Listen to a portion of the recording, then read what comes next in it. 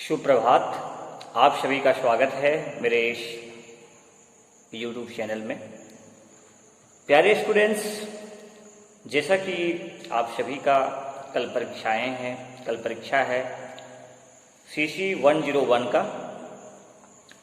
यह जो पेपर है वो है इतिहास लेखन एवं दर्शन, यानी एक तरह से आप लोग को पढ़ना है हिस्टोग्राफी। ठीक है, तो इसमें वैसे कौन कौन से महत्वपूर्ण टॉपिक हैं जिनको आपको करके जाना है।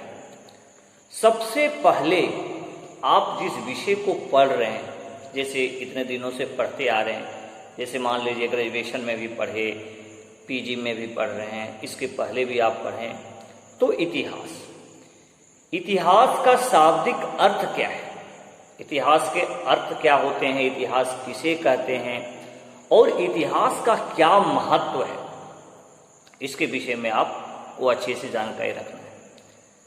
हम लोग जो शुरू से पढ़ते आ रहे हैं कि बीती हुई बातें जो है सो इतिहास है, लेकिन अब थोड़ा सा आपको ध्यान में रखना है, यानी वैसी बीती हुई घटनाएं है ना, जिसको एक क्रमगत रूप से अच्छे ढंग से जो है सो लिखा गया है। मतलब घटनाएं तो बहुत तरह के होते रहते हैं, लेकिन वैसी घटनाओं को सबको इतिहास नहीं कहते। जिसको जो है सो एक अच्छे तरीका से क्रमबद्ध रूप से लिखा गया है, जिसमें डेट है, ईस्वी है ना, उसी को इतिहास कहते हैं। ठीक है, यानी वैसी घटनाएं जिनको क्रमबद्ध रूप से लिपिबद्ध किया गया है, लिखा गया है, उसी को हम इतिहास बोलते हैं। और इतिहास केवल बीती हुई बातों के बारे में नहीं बताता है केवल, बल्कि ये हमें भविष्य के लिए मार्गदर्शन भी करता है।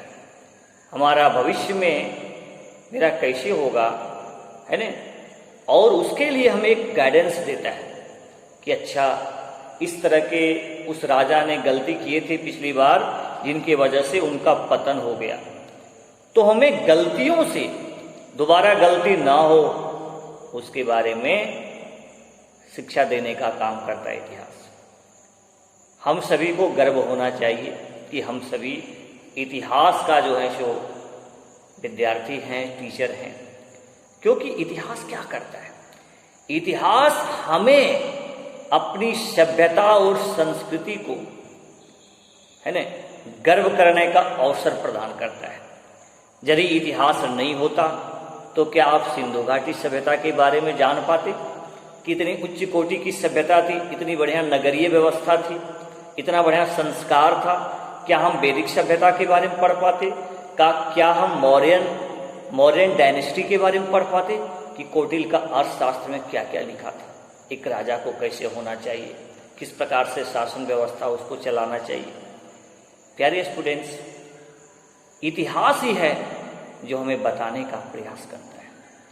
ठीक है, तो इतिहास हमें क्या करता है, शिक्षा देने का काम करता है, अपनी सभ्यता और संस्कृति के बारे में बताने का जो है सो एक साधन है। वो इतिहास को लिखा जाना कहीं न कहीं जो है सो आने वाली जो पीढ़ी है उसको मार्गदर्शन करने का काम करता है। हम अपने महाराणा प्रताप जी पर गर्व करते हैं, हम शिवाजी पर गर्व करते हैं, हम स्वतंत्रता सेनानी पर गर्व करते हैं। यदि इसको नहीं लिखा जाता तो क्या हम गर्व कर पाते? ठीक है, तो इस तरह से इतिहास को आप अच्छे से पढ़िएगा। इनके पिता आप सभी को पता है, हेरोडोटस है। प्यारे स्टूडेंट्स, आपको प्रश्न बनेंगे कि इतिहास का जो है पुरातात्विक के साथ क्या संबंध है, जिसको आर्कोलॉजिकल जिसको बोलते हैं आर्कोलॉजी। इतिहास का राजनीतिक शास्त्र के क्या संबंध है, इतिहास का इकोनॉमिक्स के क्या संबंध है ना। कहने का मतलब है कि इतिहास का जो है समाजशास्त्र से क्या संबंध है। प्यारे स्टूडेंट्स, आप सभी जानते हैं, इस पर मेरा वीडियो भी आपको यूट्यूब चैनल पर मिल जाएगा। आप इतिहास में किसी सभ्यता के बारे में, उसकी आर्थिक अवस्था के बारे में पढ़ते हैं कि नहीं पढ़ते हैं, सामाजिक स्थिति के बारे में पढ़ते हैं कि नहीं पढ़ते हैं, राज्य व्यवस्था के बारे में पढ़ते हैं कि नहीं पढ़ते हैं, भैया जब हम पढ़ते हैं तो उनके साथ गहरा संबंध है। हम लोग भूगोल को ले लेते हैं, हम लोग पढ़ते हैं कि जब भाई विजयनगर साम्राज्य है ना, विजयनगर, मान लीजिए विजयनगर साम्राज्य के बारे में हमको पढ़ना है तो बोलते तुंगभद्रा नदी के आसपास जो है सो यह साम्राज्य था। हम लोग पढ़ते हैं मेसोपोटामिया दजला एवं फरात नदी के बीच डेवलप हुआ। हम लोग पढ़ते हैं इजिप्ट सिविलाइजेशन नील नदी के किनारे डेवलप हुआ। हेरोडोटस ने उसको नील नदी की देन बताया, मिस्र का। ठीक है, तो कहने का मतलब यह है कि जब भी हम कभी किसी भी डायनेस्टी, किसी का इतिहास को पढ़ते हैं तो उसके साथ भूगोल भी जुड़ा होता है। जैसे मान लीजिए हम मगध महाजनपद के बारे में पढ़ रहे हैं तो मगध महाजनपद का जो जोग्राफिकल कंडीशन है, भौगोलिक स्थिति है कि ये मगध साम्राज्य जो था, मगध महाजनपद, वो कहाँ था, उसके आसपास नदियां कौन थी, आवागमन के क्या सुविधाएं थी। बोलते हैं कि मगध महाजनपद जो है सो बहुत शक्तिशाली महाजनपद हुआ, उसमें सबसे बड़ा योगदान जो है उसकी भौगोलिक अवस्था थी। वो गंगा के किनारे आसपास डेवलप थे, यानी आवागमन की भी सुविधा थी, नावों के द्वारा जो है सो किसी वस्तु का आदान प्रदान होता था, है ना। दूसरी बात, डेल्टाई क्षेत्र होने की वजह से कृषि क्षेत्र में काफी ज्यादा उन्नति देखी। तो किसी भी, जब हम इतिहास में ये पढ़ते हैं उसकी अवस्थिति के बारे में, तो भाई इतिहास का भूगोल के साथ संबंध है। तो इसको आप इतिहास का अन्य विषयों के साथ संबंध को भी आप देख लीजिएगा। यदि हम आगे बात करते हैं, एक प्रश्न हो जाता है वस्तुनिष्ठता, ऑब्जेक्टिविटी। जैसे मान लीजिए राम के पिता कौन थे, तो हम सभी जान रहे राजा दशरथ है, तो ये फैक्ट है। लेकिन आप इतिहास में, जब इतिहास का लेखन प्रारंभ हुआ ना, तो पहले इतिहास को वैज्ञानिक तरीके से नहीं लिखा जाता था। हम जैसी कहानी हमको जैसा मिला मैंने लिख दिया, क्या सही है, क्या उसके तथ्यों में ऑथेंटिसिटी है, उसका कोई परीक्षण नहीं होता था, यानी कथा कहानी जैसा लिख दिया जाता था। लेकिन क्या वो सही है? तो वस्तुनिष्ठता होना चाहिए, फैक्ट होना चाहिए, है ना, यही है। जैसे देखे होंगे कोई भी घटनाओं के, जब कोई हमारे पास स्रोत नहीं होता है, जैसे मान लीजिए अब इंडस वैली सिविलाइजेशन को ही ले लीजिए, इंडस वैली सिविलाइजेशन को ही आप ले लेते हैं, तो क्योंकि उनकी लिपियों को अभी तक पढ़ा नहीं जा सका है, तो हमें जो पुरातत्व के द्वारा, हमें खुदाई के द्वारा जो चीज मिले हैं उस पर एक अनुमान लगाते हैं, ऐसा होगा, ये कंडीशन होगा, इसमें यहां ये व्यवस्था होगा, क्योंकि फैक्ट नहीं है। लेकिन यदि लिपिबद्ध वाला लिपि हम पढ़ लेंगे तो हो सकता है नया नया तत्व उभर के सामने आएगा। तो इसमें क्या होता है, ऐसे इतिहास को पढ़ने में कंफ्यूजन भी रहता है कि क्या फैक्ट है, क्या सही है, क्या गलत है।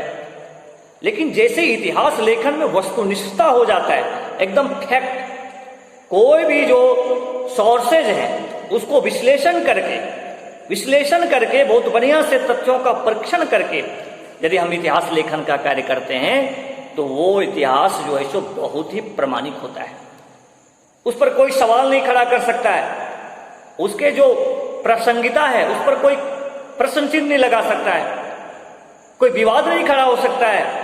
लेकिन इतिहास लेखन में वस्तुनिष्ठता नहीं होने की वजह से बहुत सारे तर्क वितर्क किए जाते हैं। आपने इस तरह का इतिहास लेखन किया, कोई इतिहासकार जो है सो उसी घटना को दूसरे ढंग से अपने में वर्णन कर रहे हैं, यानी वस्तुनिष्ठता का अभाव है। तो इतिहास लेखन में वस्तुनिष्ठता का होना बहुत जरूरी है। प्रश्न ये उठता है कि आखिर क्यों वस्तुनिष्ठता नहीं है, क्या वजह है? तो इसका उत्तर है कि जब कोई इतिहासकार इतिहास लेखन का कार्य करता है तो वो कहीं न कहीं पूर्वाग्रह से ग्रसित होता है। पूर्वाग्रह, मैंने पहले अपने दिमाग में बैठा लिया कि ये औरंगजेब बदमाश है तो बदमाश था, हमने कहीं से पढ़ लिया कोई बुक से, हमने अपने माइंड में बैठा लिया कि औरंगजेब हिंदू विरोधी था, मैंने तथ्यों का परीक्षण नहीं किया।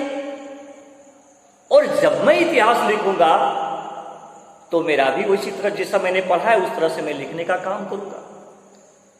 लेकिन यदि तथ्य, जब कोई इतिहास लेखन हो रहा है और वो प्रामाणिक हो, पूर्वाग्रह से ग्रसित ना हो, जैसे हम पहले से अपने माइंड में ना बिठा लें कि वो खराब शासक था, उससे रिलेटेड हमारे पास जो तथ्य आएंगे, जो सोर्सेज आएंगे, उसको निष्पक्ष होकर के हमें उसका लेखन करना पड़ेगा, मूल्यांकन करना पड़ेगा। तभी इतिहास जो है एक बहुत ही प्रामाणिक इतिहास लेखन होगा। इसलिए ये बहुत जरूरी हो जाता है एक इतिहासकार के लिए कि जब भी वो इतिहास लेखन का कार्य करे वो पूर्वाग्रह से ग्रसित ना हो, पहले से जो उनके माइंड में जो बातें हैं उसको वो बैठा के ना रखे, बल्कि जब भी वो कोई इतिहास लेखन करे तो तथ्यों को वो देखे, उनका विश्लेषण करे, है ना, बार बार उनका वैज्ञानिक तरीके से विश्लेषण करने के बाद इतिहास लेखन करे। प्रश्न उठता है प्यारे स्टूडेंट्स कि यदि इतिहास लेखन में वस्तुनिष्ठता आ जाता है तो इतिहास लेखन पर क्या प्रभाव पड़ेगा? तो इतिहास लेखन पर इसका व्यापक प्रभाव पड़ेगा। वस्तुनिष्ठता आ जाने से इतिहास को एक नया आधार मिलेगा, प्रामाणिक इतिहास लेखन होगा, तथ्यों को सही ढंग से लोगों को सीखने का मौका मिलेगा। लोग जो भी सीखेंगे उसमें यानी किंतु परंतु कुछ भी नहीं रहेगा। ऐसा कहा जा सकता है, ऐसा नहीं होगा, ऐसा कहा जाता है, फैक्ट होगा, सर्टेनिटी होगा, निश्चितता होगा, और उसमें अनिश्चितता बना रहता है कि कल रह के कोई तथ्य आ जाएगा तो फिर ये जो लेखन है वो फिर गड़बड़ा जाएगा। तो इसको आप कर लीजिएगा, यूनानी इतिहास लेखन और रोमन इतिहास लेखन। This is very very important question. आप यूनानी इतिहासकार के बारे में जानते ही हैं, होमर, पोलेबियस, थ्यूसिडाइस, हेरोडोटस, जिनोफोन, ये सब जो हैं यूनानी इतिहासकार हैं। इसी प्रकार से आप जब रोमन इतिहास लेखन की तरफ जाइएगा तो आपको केटो मिलेंगे, आपको लिबी मिलेंगे। तो इस तरह से आप दोनों इतिहास लेखन को, यूनानी इतिहास लेखन को और रोमन इतिहास लेखन को, दोनों आप अच्छे से पढ़ लीजिएगा। कन्फर्म है कि इसमें क्वेश्चन आने की प्रबल संभावना है।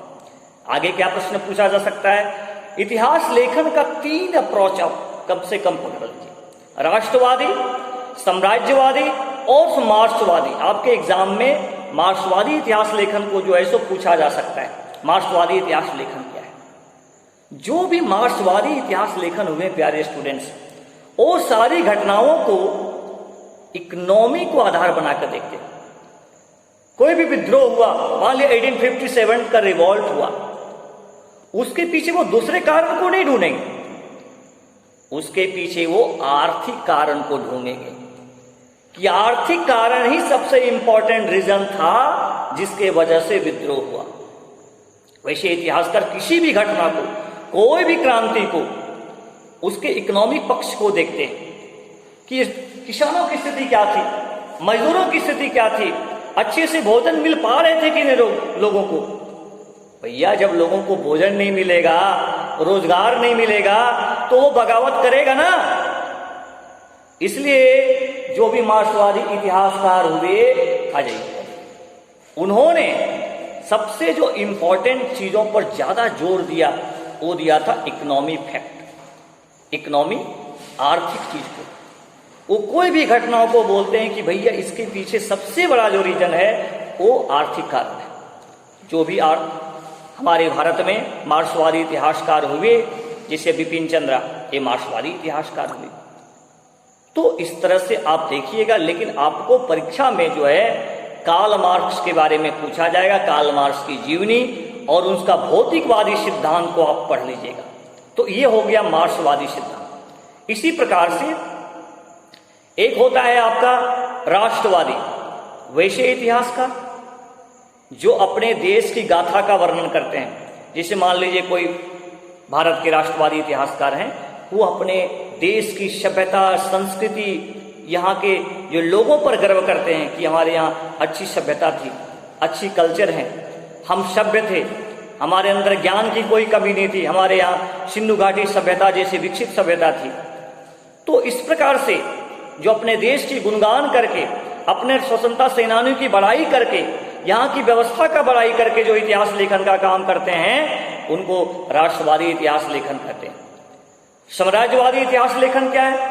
यानी वैसे इतिहासकार जो हमारा देश का बुराई करके, हमारी सभ्यता का बुराई करके, यहाँ लोगों की बुराई करके, यहाँ की व्यवस्था पर चोट करके और अपनी कंपनी के बारे में बढ़ाई करती है। ईस्ट इंडिया कंपनी ने यहाँ आकर के अंग्रेजी शिक्षा का प्रसार किया, यहाँ के लोगों को सभ्य बनाया, यहाँ पर विज्ञान का बढ़ावा दिया।